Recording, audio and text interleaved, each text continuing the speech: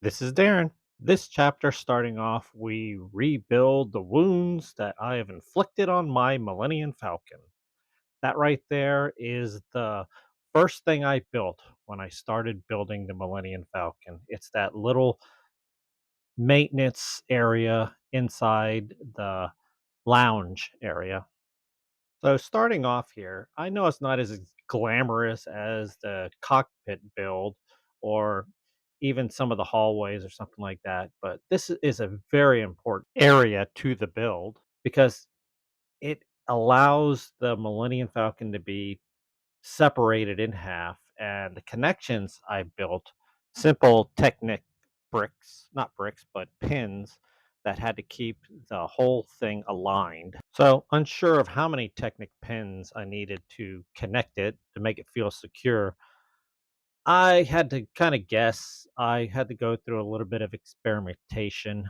So, the support that was behind or between the two halves I figured had to be kind of robust. So I kind of built it a little wider than I would have wanted, but it works out. I have to kind of have some forethought when I started to build it because I know I want to put some compartments on the engine side of this, and especially since this backside is also part of that engineering area in the center of the Millennium Falcon. And also on the left-hand side, there's going to have to be a hallway that actually gets split in half when you take the Millennium Falcon apart. So I have to keep that in mind, as well as to the right of the gunner seat, there's a little hallway that lets you access that, and I have to make sure the gunner's area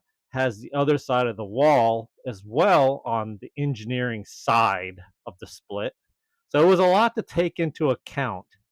Also, so underneath the center part of the Millennium Falcon, right where the gunner seat is and everything, all that area around it is referred to as the Quad X power core.